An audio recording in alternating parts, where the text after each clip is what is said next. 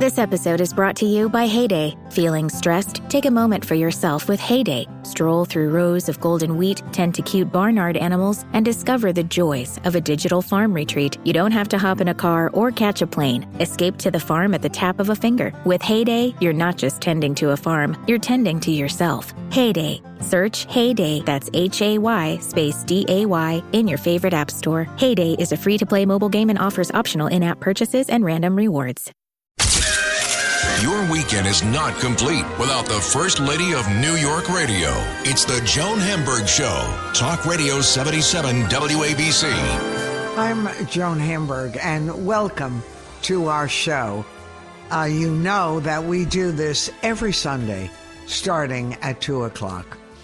And you and I share so many things. What's going on, what health news, guests, people that you would love to hear, and we have a great time. And this is a crazy time, as you know. Friday was the first night of Passover. Why is this night different from all other nights? Because so many of our guests at the last minute tested positive for COVID, and that's what makes it different. And are we ever going to see the end of this? I can't answer that, but we have to learn to live with it. And I'm telling you guys, don't poo-poo the mask mandate, because it's the only real protection. Of course, vaccines and boosters are essential, but the mask, too, is very helpful. And wherever we go where there are people who aren't wearing masks, trouble follows. So just a little warning on a day that we want to really look ahead. And both holidays, Passover and Easter, signify new beginnings. So it's important to try to be optimistic. And a lot of things were going on. Theater, as many shows that are closing temporarily because of COVID are opening. And you've got a lot of things to choose from. Take Me Out, which we talked about, part of Second Stage, a really terrific show. I think you're going to enjoy it a lot, and wonderfully done. So it's important. And I took my granddaughter, who's in New York from California, to see The Lion King at the Minskoff Theater. I cannot tell you how enthralled she was. She just loved it. And even though I have seen this show before, I was thrilled again. Disney does it so well. It was a great show. And take your family. Everyone is going to love that. We got the biggest kick out of it. And there are so many things now on Broadway. Billy Crystal's show is up and running. Birthday Candles with Deborah Messing is up and running. Come From Away is doing great. Dear Evan Hansen. You've just got a lot, and a lot to choose from. Mrs. Doubtfire, and I read that Paradise Square, which came in recently, it wasn't even up 1 or 2 days when COVID spread through and they had to shut down, but apparently they're open again in 6. A show that I know my family absolutely loved, and Tina and Phantom of the Opera. So do take advantage. And Macbeth with Daniel Craig and Ruth Negga, they were shut temporarily for COVID, and they're up and running again. And The Minutes is up, and The Little Prince just opened. So you know what? This could be a good time to go to theater. And you can stop in at our pals at Sardi's and admire all the caricatures which are up on the wall of practically every actor and actress in the city, and enjoy and have one of Sardi's yummy desserts, yummy lunches, and feel like you're really part of the theater. And we have such an interesting show. Not Dr. Her daddy's Dr. Oz, but Daphne Oz, part of this family. Daphne has been doing food and entertainment for a long time now. She's a beautiful young woman with a large family of very young children, and she's got a new cookbook out. Really good. I showed it to my kids, and they thought it was terrific. So she's entertaining. You're going to enjoy her. We have a famous thriller writer who sells multi-millions of copies all over the world. And it's so interesting to hear all the things that he has. And this has been a very special time, a time filled with angst, but a time filled with the celebration of family and friends during these holidays which are coming up. And many of you call asking questions about food and about recipes. We do celebrate Passover. We haven't done so in the last few years because of COVID, and now COVID again, that we have so many family members who flew in from all over. COVID again has reared its head. So it's been a very hard time, but we serve a lot of traditional foods. We have gefilte fish, and there's a lovely caterer from the Catered Word out of Staten Island, and she's all over the tri-state area. Her fish is just delicious, and we use her for that. I've got a huge turkey waiting to be cooked that we're doing. Cousin Nancy and her brisket, her kids are coming in from all over. So Chicago, everywhere. We have family from California, from Washington, a special time, and we hope that we're going to entertain you on this Sunday, Easter Sunday, with a great show if you're home and you've got a chance to listen. There was a wonderful recipe in Wednesday's Times. It's a little late for it now, but for Easter, for a ham, and with honey, and I think it was mustard. And that's the way, if you get a spiral ham, and that's really good. I always do, and you can do it with corned beef or any of those corned meats. You can do honey, mustard, or if you want a little maple syrup, mix it with a little orange marmalade and rub it all over. I made a leg of lamb like that too, with mustard and apricot or peach preserves, a little soy sauce, and made like a mixture of all that and rubbed it all over the lamb, pierced it with a fork so that the juices infiltrate. It was like the best leg of lamb you ever tasted. The problem is, like everything else, lamb is so expensive these days. But try it one day. It's a really good recipe. And I'm wishing all of you ahead of our show happy celebration, good health, goodwill, good luck for all these coming holidays and the coming year.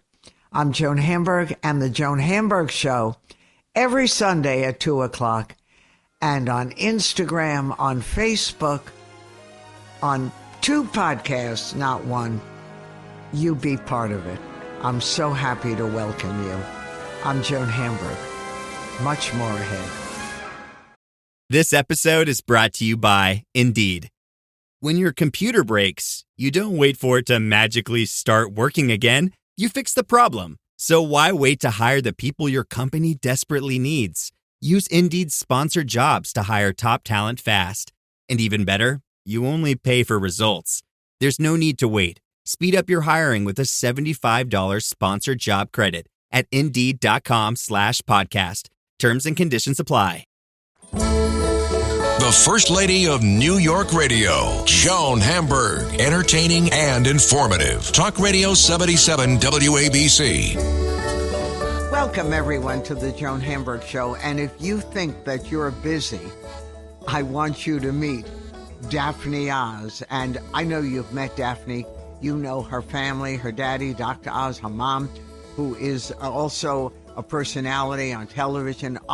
Everyone in this family is very accomplished. And Daphne who is a mother of 4, a new one, has a brand new book called Eat Your Heart Out. And I'm going to let Daphne tell you about that. In addition, she has a daytime talk show called Good Dish. She's a judge on MasterChef Junior, which is on Fox Primetime. So you've been doing this since you were in college. You wrote books about how you eat. You know, I don't know anyone who didn't gain 10 pounds the first few months in college. And you wrote a cookbook when you were just a kid with all of this. So tell me, life goes on. You are doing 90 things before breakfast. Well, thank you, Joe. Thank you for such a generous introduction. I do sometimes feel like I'm doing 90 things before breakfast, but sometimes that's because I'm eating breakfast at 2 p.m. It's just the day gets busy. I wrote my first book, The Dorm Room Diet, as you mentioned, when I was in college. And it was because I got a head start and had gained not just 15 pounds, but 40 pounds that I was carrying around by the time I graduated high school. And I talk in the book a lot about how that's because I was very lucky to grow up in a huge family where, you know, so many food cultures intertwined, and all of them at the core had that family dinner and family mealtime as such a core way to bond and to show each other love and to experiment and play and adventure in the kitchen. And so even though I was eating healthy food, it is clearly possible to overeat healthy food. And right. I found myself the overweight kid. Yeah, well, I loved it. I mean, I'm the oldest child in my family and sort of always considered myself the 7th child of my mom's siblings because she had me quite young. And I was lucky to get to grow up at my grandparents' farm so much of the time while my dad was in early medicine and first in residency and so on. But I grew up at their elbows at the kitchen counter trying to figure out and learn what they were doing and hear the gossip of the day and the whole thing. But that love of food was so critical to me. And I found myself the overweight kid in a family full of health nuts. And so when I got to college, it was the first time that I felt that great freedom to establish a healthy lifestyle program that would really work for me at that stage of my life, which is, as you mentioned, a time when a lot of people go off the rails because it's their first time experiencing that freedom. And it's so easy to fall into what I started calling the danger zones of college, you know, the late night studying and the parties and the so on. And I wanted to have all those rich experiences, but I wanted to do it in a way that would also fuel me to get healthy, lose the extra weight I was carrying around, and do it in a way that was actually practical for an 18-year-old to try to do. So it was exciting. I'll tell you, it was really exciting. I had to conquer and tackle a lot of fears. I was definitely a shy kid who was much more comfortable with adults than I was with peers. And imagine my my discomfort with having to talk about weight loss and the deep vulnerability of feeling just like I had to get healthy in front of, you know, entire classrooms, entire Pan-Hellenic societies, I mean, just groups of people in my immediate peers. But what I found through that experience was, even though the first couple of times it was nerve-wracking and terrifying to be that vulnerable and be that open about something I'd struggled with, what I would look out in the audience and see were these light bulbs flashing off in people's brains of just like, oh, wow, that's actually really useful for me. I can do what she did. I can try this in my life. And sort of, you could see that positive change happening. And that really fueled me to something that now is commonplace. But I think back then when I wrote the book in 2004, I think it was, maybe like 2005, that like being vulnerable and open with a group of people that you don't know creates connection. It creates positive change in such a powerful way and in such a sticky way that also really helped me create the lens and the platform through which I've continued to be on television and write books and do the things that I love to do. Well, you know, it's interesting. You had and have a very strong support system. You had a mother and a grandmother who thought, you know, this child is the gift, as all their children were. But when you get that, even when there are little blips along the way, you can come through it on the other side. It's a kind of confidence. So you were eating not just to drown, you know, sorrows or things which kids do. You were eating because it was good and you liked it. Yes, that's true. I understand. I grew up many, many years before you in that kind of family. You know, food, the table was where everyone gathered to deal with life, with the days, and we ate constantly wonderful food. So you inherited that gift. Did you feel, Daphne, I'm talking to Daphne Oz, who's got a brand new book out called Eat Your Heart Out, and beautifully illustrated and terrific recipes. I'll let you know the secrets of that book in a minute. But did you feel pressured by all the accomplishments of your family? You were the first child. Do you feel that you had to really go and do and be? You know, I think it's something I think about a lot as a mother now, is kids really internalize what they're told they have potential to be. And so I never felt like I was being pressured to succeed. I always felt like I was being pressured to try.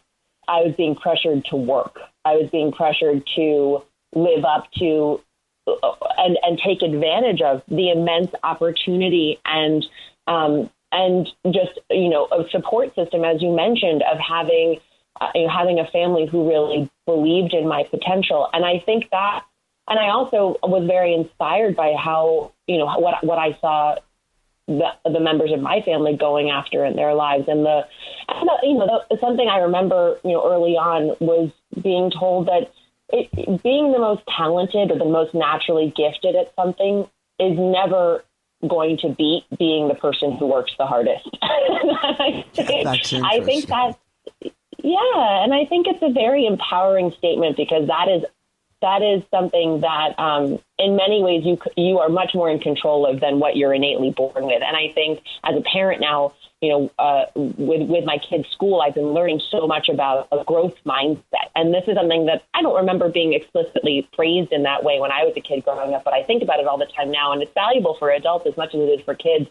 But the idea of, you know, external praise, like someone telling you they're so proud of you or someone telling you you did a good job. Well, that's, first of all, not something, you can't control their opinion of what you did, and you can't control their, you know, what arbitrary things they're using to tally up against or for you.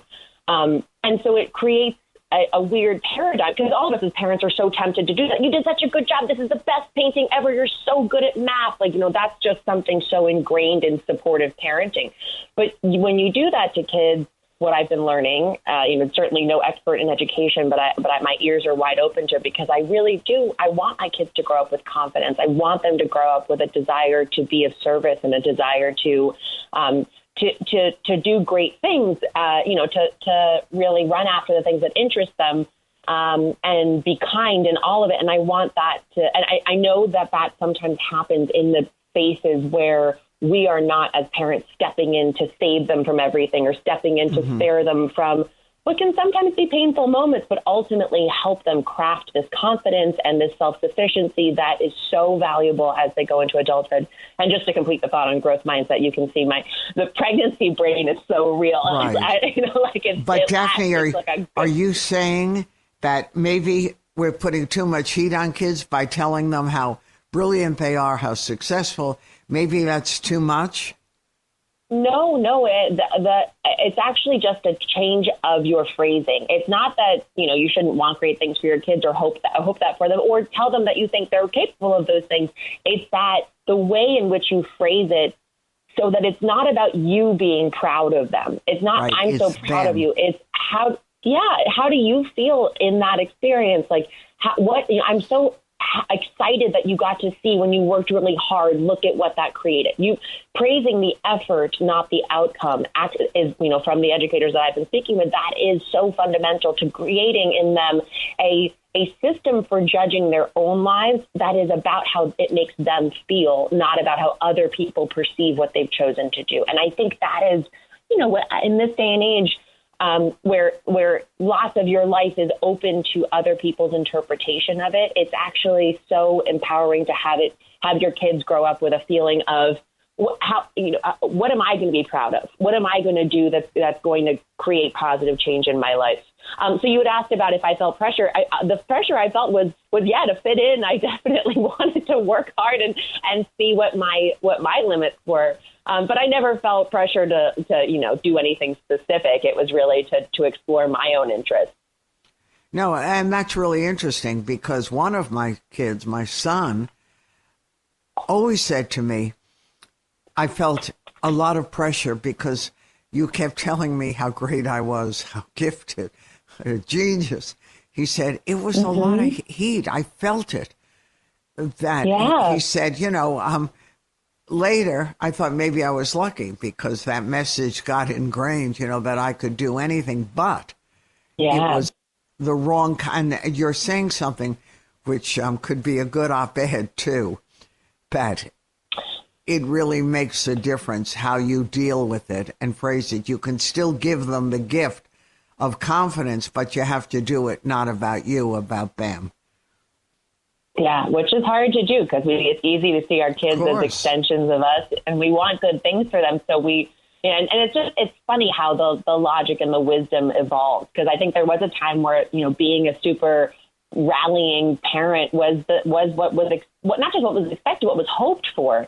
And it's so exactly as you said, a lot of kids when they're told how naturally gifted they are, how exceptional they are, how great they are, it's a lot to live up to. And when you have it also makes you terrified. If you are a hyper performing kid, if you are a really exceptional kid, you also want to perform. You don't want to lose that. It rattles you so much, the idea that could go away. And so what they've also found is that if you give someone the label of, oh, you're great at math, and then they hit a problem, as everyone does, where they don't know the answer, it's not an easy fix for them, then they stop trying. They pull back because they want to stay in the place where they're perfect at it. And that actually stunts the growth that they could have. So it's just fascinating. The more you learn, the more you know, right? Right. No, it's interesting. So it's interesting, yeah, too, how you decided early that food was where you were going to go, or that world, the good life, good health, good nutrition, because it could have been anything. Medical school, I gather, was not on your list. It very much was, actually. Funnily enough, so my dad's a heart surgeon. My grandfather's a heart surgeon. My other grandfather was a pulmonary surgeon. My uncle's a neurosurgeon. Every male in my family pretty much is a was surgeon. In medicine. And then my mother and my grandmother are deeply involved in nutrition and complementary medicine and alternative care and things of that nature. And I loved that knowledge of the human body. I definitely thought I was heading into medicine, so much so that I actually went to pre-medical post-bac after I graduated college, but for a period of time. But I don't think, I knew at some point pretty early on that I didn't think the place I could be of most service, or the place that I could reach the biggest number of people with the most useful information that could maybe prevent them ever having to get on the operating table, was going to be through medicine. I had this deep love of food always in my life. And I'd seen the positive change I'd been able to create in my life. This ending of that dorm room diet story is that I created this healthy lifestyle program that really worked. I lost 40 pounds in the first 2 years of my college experience. And that was really the whole business. I had seen what eating good things for my body could do for my health overall. And so that was, when I ultimately got the job at the Chew and went back to culinary school and I'd been studying nutrition at the Institute for Integrative Nutrition as well. It just felt like it's a really wonderful way to make health delicious and accessible and empower people with great recipes. I'm talking to Daphne Oz. And Daphne is a television host, a best-selling author, and entrepreneur. She's got a brand new book out called Eat Your Heart Out. And the book has some very simple rules. And I'm going to let you, Daphne, explain. You talk about sugar, a couple of things that are eliminated for 5 days a week. Yes.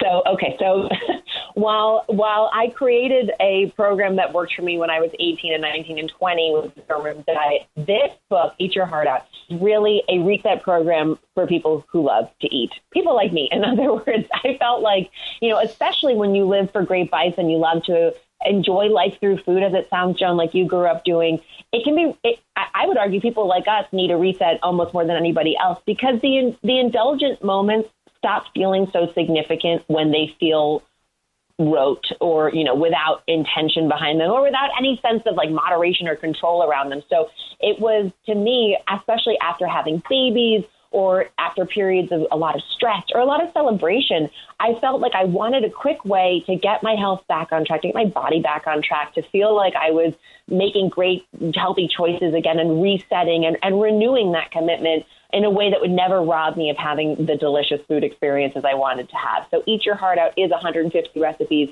free from gluten and free from refined sugar, but full on flavor. People who know me from TV or from social media know that I do not do food that isn't delicious. I really need it to make an impact and be memorable. And I had a really hard time finding another reset program or clean eating program that really satisfied those very demanding taste buds of mine. So it took me the better part of 5 years to write this book. I really put it to the test. And the 5 and 2 rule that you mentioned is really, so 5 days a week when I'm following this reset. And this reset, you can do it for a week if you're coming off the holidays and you just want a week of reset. If you feel like you've grown dependencies on sugar, on things, on carbs, et cetera, then you just want simple carbs. I mean, things that, loaded with sugar, et cetera. This is something you can rely on for the week. It's something I've done for months on end after having babies and things where it was a bigger shift I wanted to make.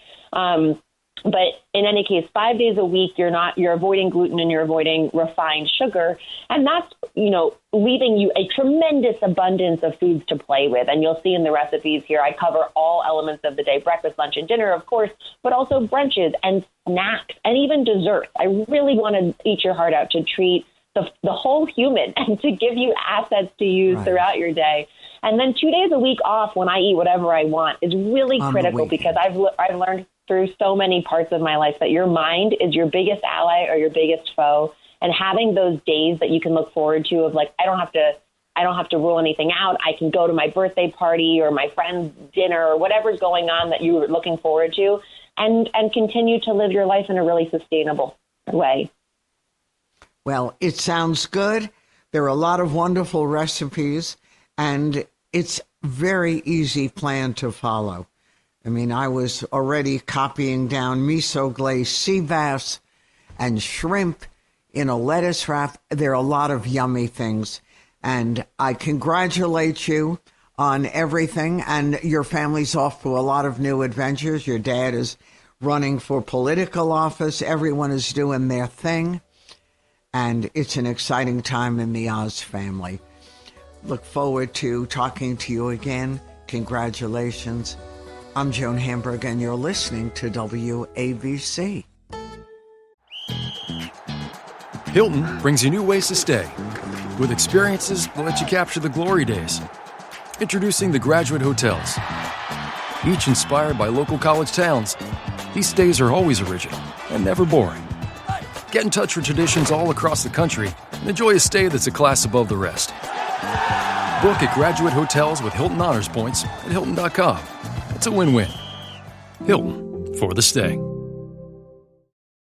The First Lady of New York Radio, Joan Hamburg. Entertaining and informative. Talk Radio 77 WABC. Welcome, everyone, to the Joan Hamburg Show. And I love reading thrillers. Love it. It's like the biggest release. And I finished a new one by one of the top thriller writers in the world, Harlan Coben. He not only writes all these incredible books, but they end up in movies, on TV, they're streamed, they're everywhere.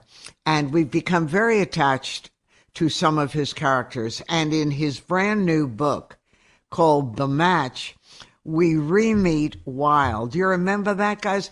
That's the very attractive man who apparently, as a little kid, 5, 6, 7, somewhere around there, was abandoned by his parents in the Ramapo Mountains in New Jersey. And when he's found, the child doesn't really know anything much about his past or certainly anything about his parents. But he does something which millions of Americans do. He goes on one of those sites that tell you about your DNA, and a match on this ancestry database changes his life. And it may be possible, he finds, to be able now at this stage to track down his father, maybe his descendants, his cousins, his parents. And of course, we end up with everything you can imagine: conspiracy, fear. It's a wonderful, fast read book. So you have so many. Where did this latest come from? Have you ever done the DNA thing? I have done the DNA test, both only for research purposes for this book.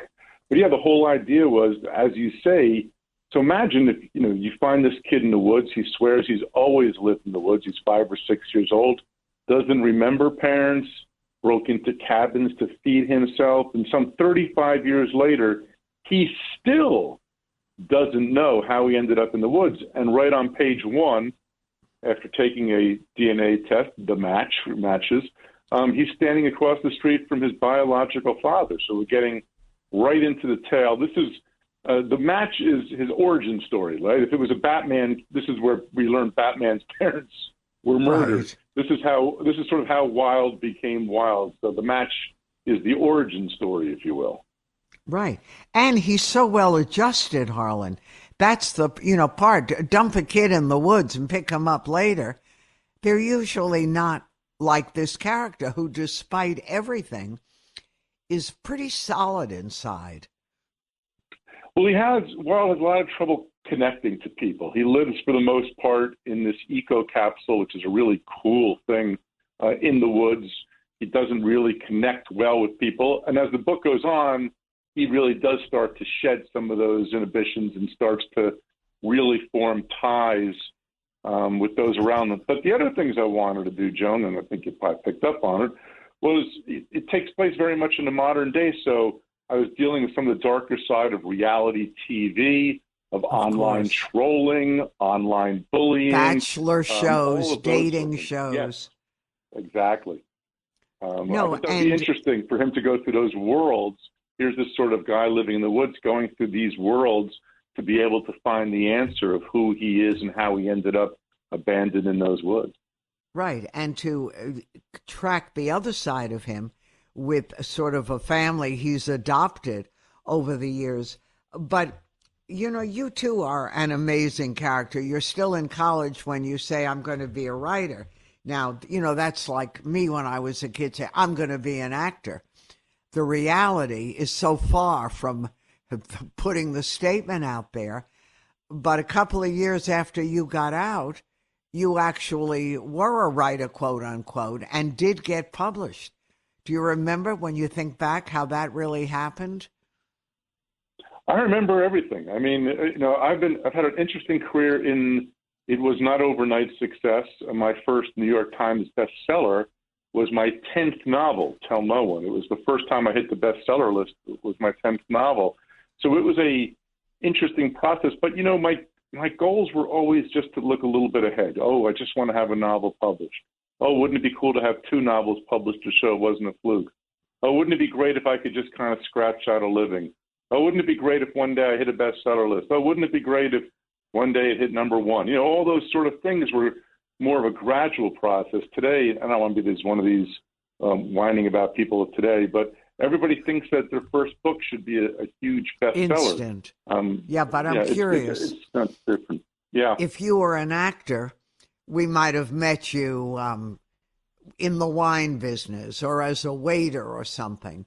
So what did you do during those years from graduation to publishing a real book? And as you point out, it was years before you had a bestseller. Well, for 8 years, I was in the travel business, a family business in travel.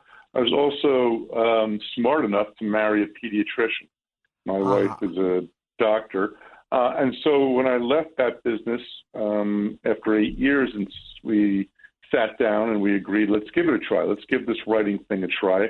I also was more the stay-at-home parent. I know a lot of people will hear, oh, the dad was the stay-at-home parent, but not really, or, oh, they share responsibilities, but it always seems to fall on the woman. I would say my wife and I were about as evenly divided doing the household chores and the children's stuff as you could be. I was the one who was mostly at home, did most of the driving. She likes to cook. So it was sort of a good mix that way. It worked. Well. And then after you hit a bestseller and had that pressure, which a lot of writer friends have, you got to duplicate this, did your life change a lot, or did you still maintain the same regimen? Well, there's no question that success messes with your head. But again, I was 39 years old and already when my fourth kid was born the first day I hit the bestseller list. So it wasn't like I could start partying with Leo, you know what I mean? So I feel like had a lot. When I read these actors, when I meet or read about these actors or rock stars who all of a sudden gain fame in their 20s and don't have those sort of guardrails, it surprises me they even survive. Nonetheless, don't do even dumber things than what we read about. So my life was pretty much the same. And, was there pressure? There's actually, in some ways, there was less pressure. The real pressure, of course, is trying to hope your next book even gets published, or that you can maybe scratch out a living. The pressure today and all the pressure has always for me been self-induced. You're a reader. You're going in a bookstore. You're going to buy the match. I take great responsibility. That's a real honor. There's thousands of books you could choose from, and I don't want to disappoint the reader. I want the match to be your favorite read of mine. I want that ending of the match to not only surprise you, but really kind of move you and wreck you a little bit.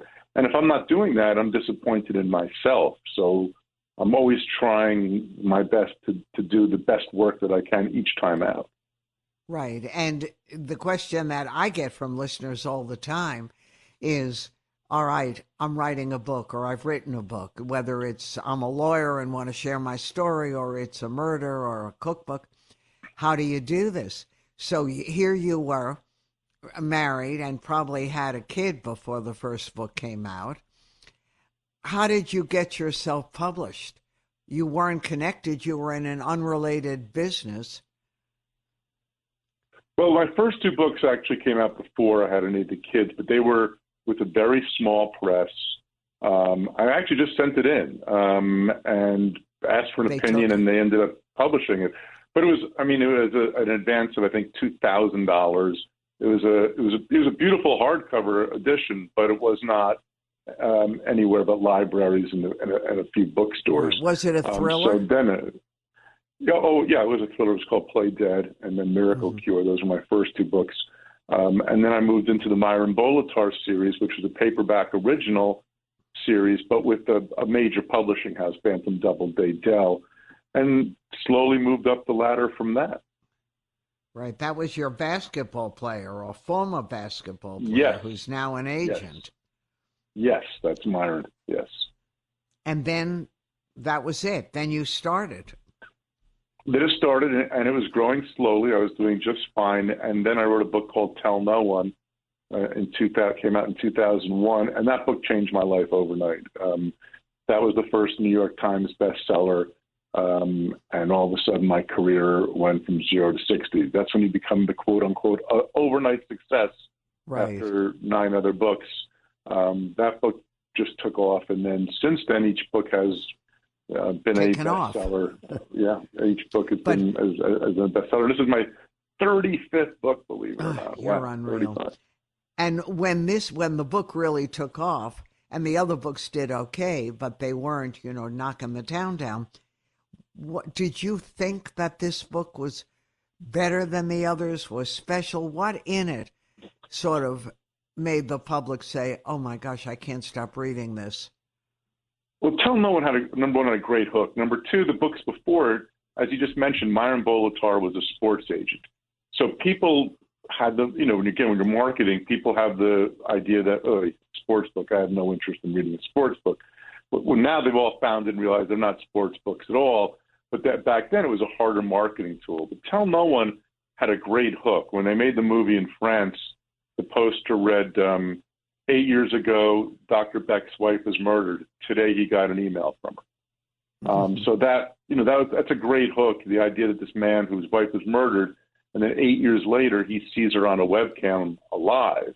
That's compelling. It's a lot to say, and you're buying the book.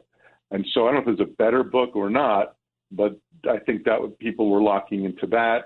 No, there was no thing people thinking, it's going to be sports. So all of those things, I think, everything has to work right, and you have to have a lot of luck too. That just happened with Tell No One. And you have to also understand marketing. But then, as the world kept changing, you ended up signing a deal with Netflix. Now, that doesn't happen often to a lot of writers. Yeah, I'd made a couple of shows overseas and that Netflix had picked up on and liked, and we were going to do one show together.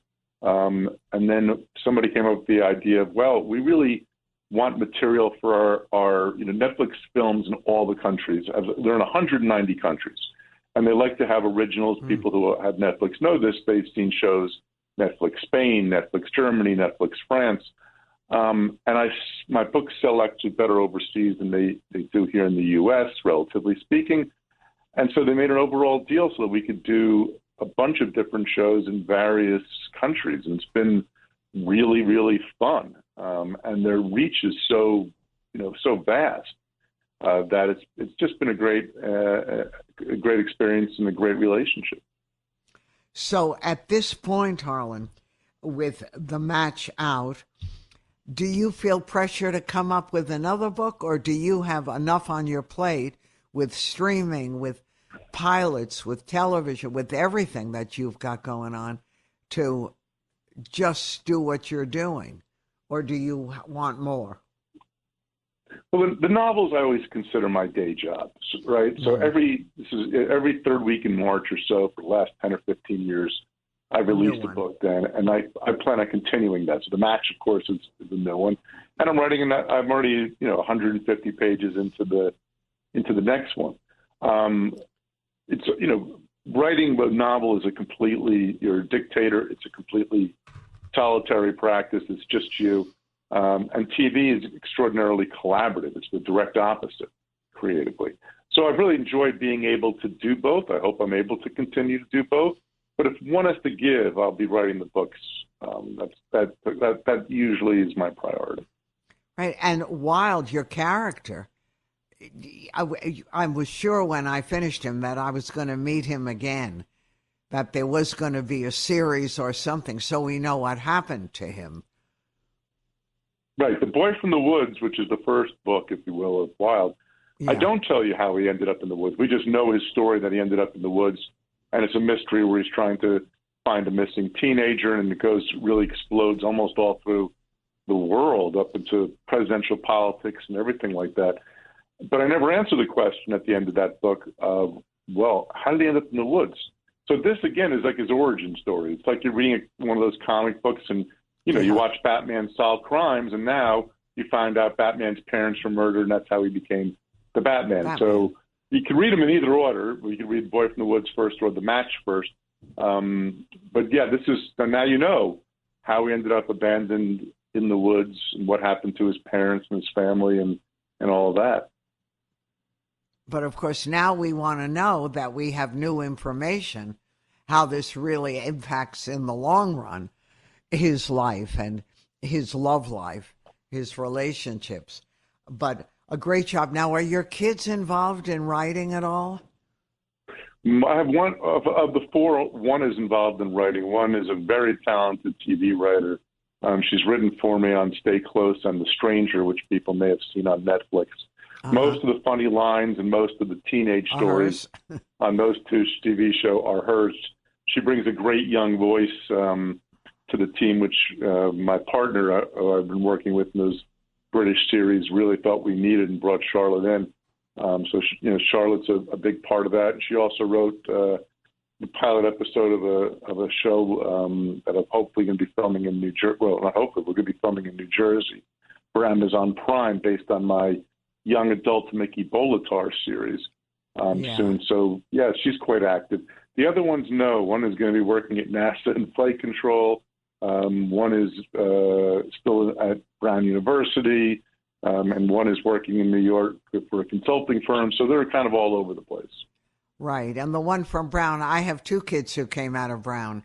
Very creative, artistic kids. This is what I want to do. I'm going to do it.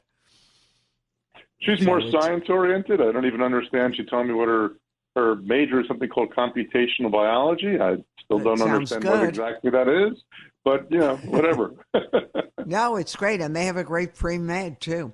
So it's all good. Yeah. And you have a discipline. Was that always part of your DNA? No, in fact, I wouldn't say I'm disciplined about really much else. Just the writing. I have to get it done. And I'm not disciplined in the sense that I go days and days without writing much, and then I'm a streak writer. I think about it. I'm obsessed with it. It's maybe even a little bit of an addiction. And my life's not really in balance if I'm not writing well. But I'm not disciplined in the sense like there's a lot of writers who will say, okay, I get up at 6:30, I'm at my laptop or my computer. I finish at, have lunch at noon. I'm not that kind of disciplined. I'm just one who really wants to do it and get the work done. And I keep changing up how I do it. As long as it helps me produce pages, it's good. If it doesn't help me produce pages, it's bad. I know. Do you take notes or it's a free form? I do everything. Again, anything that makes me work. Sometimes I do a lot by hand. I think there's something very freeing and childlike about pen to paper. So I recommend that. And the other thing I like about pen and paper is I'll write by hand 10 pages and then I'll put it on my laptop or word processor or computer, or whatever. But that means my first draft is already my second draft. It's making me do one more draft. And there's something also, when you delete on a computer, it's kind of gone from sight. When you cross out on a page, you can kind of still see it. You can draw arrows. So for me, I like doing those first parts and the thinking on paper with a pen. Yeah, but that makes sense. I do, even for interviews and notes and everything, a yellow pad and a pen. It just feels more intimate. It's something that I can deal with.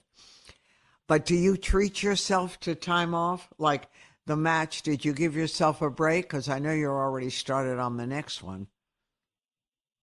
I'm not good with breaks, full breaks, because I don't really consider what I do that hard, that really exhausting or time-consuming work. I'm out of sorts when I'm not writing. So life is about balance, right? So you're balancing with your partner, balancing your relationship with your family, balancing your health, your eating, your exercise, all those things. Friends, if I'm not writing well, the rest of my life kind of gets out of balance. So even on vacation, so-called, I like to wake up and jot some notes or thoughts down. I don't like to let my brain fully off. I think it's why I'm not a stressed kind of person. But I don't like doing the sort of meditations where they say clear your mind. Nothing stresses me more than telling me to clear my mind. I like my mind sort of actively working and looking for new stories and asking what if and that sort of a thing. Well, your mind sounds good to me, and I couldn't put down the match, and you won't be able to either. This is Harlan Coben's brand new book. It's in all your bookstores. Continued success. Enjoy the family, and we'll talk again. Thanks, Joan. Appreciate it. Anytime. I'm Joan Hamburg, and you're listening to WABC. The First Lady of New York Radio, Joan Hamburg. Entertaining and informative. Talk Radio 77 WABC. Thank you so much for sharing this hour. The clock doesn't lie. It says 3 o'clock straight ahead, so stop talking and make room for someone else. I hope you've enjoyed the show, and I'm wishing all of you happy Passover, happy Easter. I hope for all of you good health, goodwill, good times, enjoying family, friends, and let's collectively pray for better times straight ahead for a more peaceful New York City under control, because even though many people live in and around the city is the heartbeat, and so many people work here, go to restaurants here, go to theater here. Many children go to school here. So it's all one. I consider all of it one community. And whether you live in New Jersey, New York, Connecticut, Massachusetts, Rhode Island, Long Island, we're all part of the same. So wishing you the happiest of happy times ahead. Enjoy the rest of the day. I'm Joan Hamburg, and you're listening to WABC Radio.